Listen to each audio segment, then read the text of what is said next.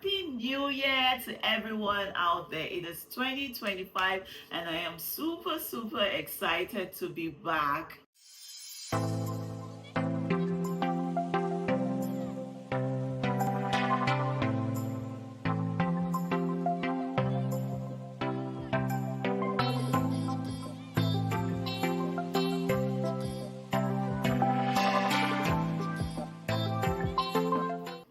Good evening, everyone. Good afternoon, good morning, depending on wherever you're watching from.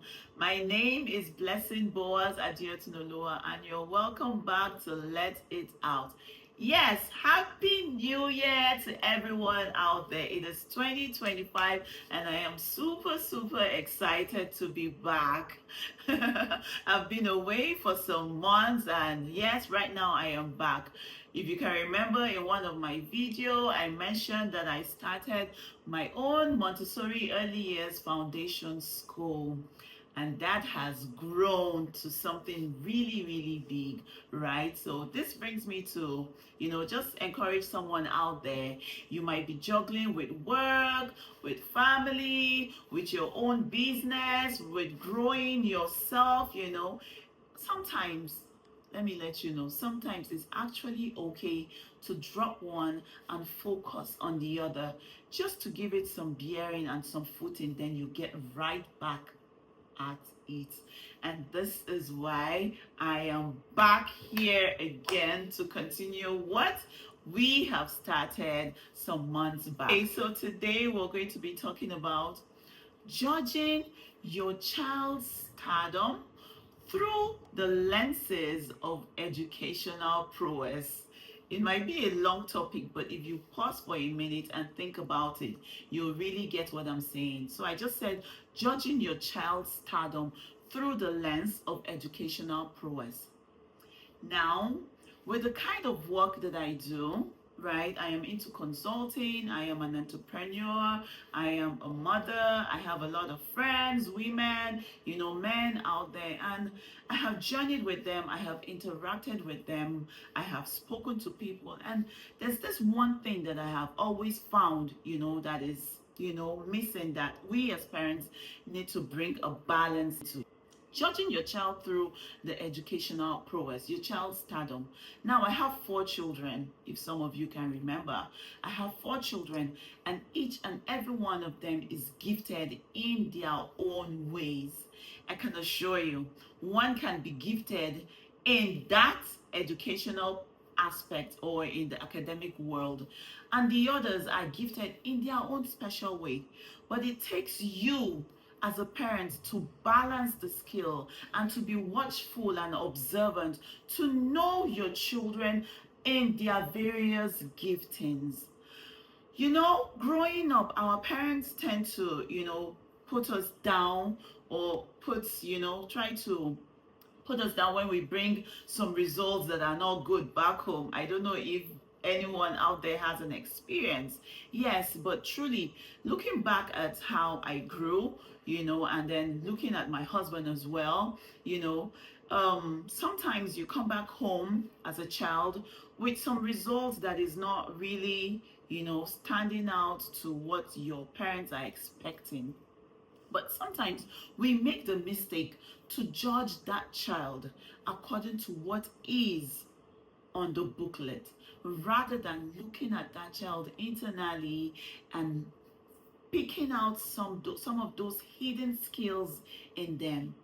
Every child has an ability to be great. Every child has some hidden skills in them, and it takes intentionality to be able to pick out those skills in your children and help them. Let me tell you about my childhood.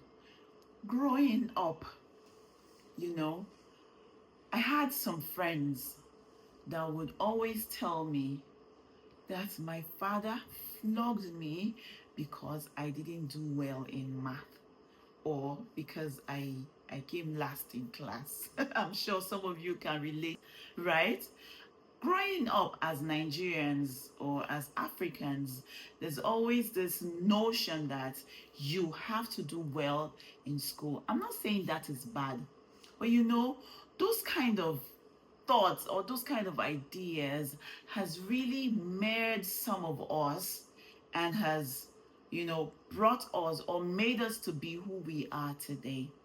Now, as parents, I have 4 children, and then marrying my husband has taught me a lot of things.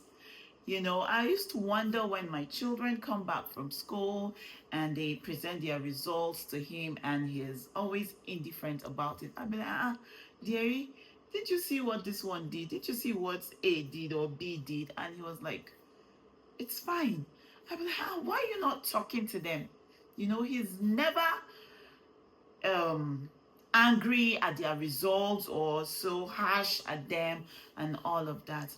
But when they do something that has to do with either quarreling or fighting or talking back at each other, you can see him flaring and being angry at those behaviors. But I wonder why he is always just nonchalant about their results. I got to understand why he is like that. I got to know why he does that. We as Nigerians, we are very, very, eager to get to praise that child that seems to be doing well academically and forget about those other kids, those other children that have the ability to apply knowledge in their daily chores or in their daily activities.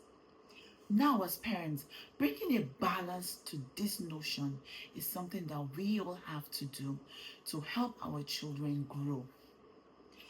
It is sometimes we do it unknowingly. Sometimes we just do it without knowing that, oh, we actually try to favor that child that is doing well academically.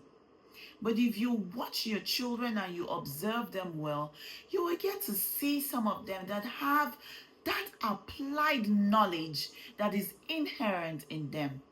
Now, some of them can do 2 plus 2, they can get away with it. But how about that child that can apply 2 plus 2 when they are playing with puzzle or when they are stacking blocks or when they are doing other activities out there? Do you know that those are the skills that build a nation?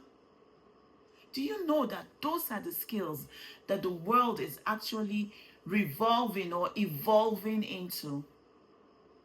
I'm not saying being academically sound is not good. No, that's not what I'm saying. But I'm just saying that as parents, we need to build a balance to these things. All right, so let me bring it home now.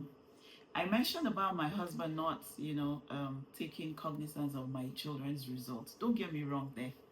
What I'm saying is that he is looking at them being able to apply those knowledge that they have gotten academically into nation building. And this is what each and every one of us as parents need to be doing. We need to watch how our children are able to apply the knowledge they have gotten academically into their everyday life. Like, for instance, I have 4 children, and all of them are unique in their own different ways, right? Let me give you an analogy of my girl. So, let me say, girl 1, right? She is not so good per se academically. So when I say so good, I mean maybe an A plus student, but averagely she's doing well.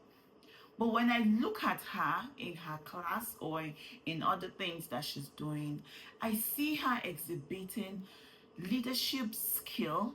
I see her exhibiting conflict resolution skill. Yes, as little as she is, I see all of those skills in her.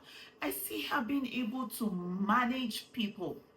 And this is what nation building is all about. If our children don't have this kind of little skills in them, I tell you, we won't be able to build a nation that we so desire. Balancing these things as parents is what each and every one needs to do every day.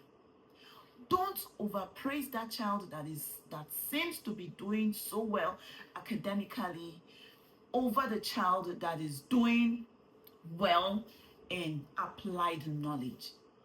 All you need to do is to check your children and weigh them and know them individually for who they are.